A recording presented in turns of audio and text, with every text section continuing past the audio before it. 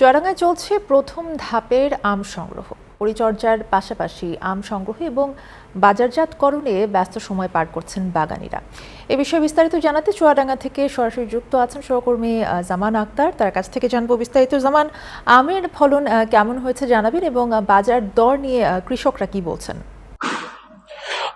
আমি যদি আপনাকে বলি, চুয়াডাঙ্গাতে কিন্তু এই বছরে ব্যাপক আকারে আমের ফলন হয়েছে। কৃষি বিভাগ যেটি বলছে, এবছর কিন্তু চুয়াডাঙ্গায় আপনার বাম্পার ফলন হতে পারে। তো গত 13ই মে থেকে কিন্তু চুয়াডাঙ্গায় আম সংগ্রহ শুরু হয়েছে। ওই দিন কিন্তু আটিগুটি এবং বোম্বাই জাতের আম সংগ্রহ হয়েছে, যেটি আগামী 22 মেতে হিমসাগর, 28 মেতে ল্যাংড়া, 5 জুন আম্র।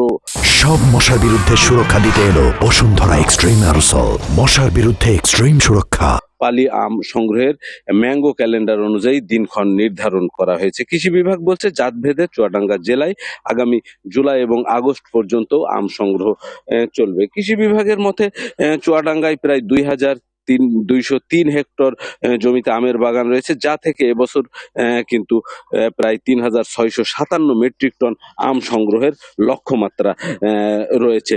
তো বাগান মালিকরা যেটি বলছেন যে, চলতি বছরে আমের পরিচর্যায় খরচ বাড়তি হয়ে যাওয়ায় তারা কিন্তু লাভের মুখ কতটা দেখবেন সে নিয়ে শঙ্কা রয়েছে। কৃষি বিভাগ কিন্তু তার উল্টোটা বলছে।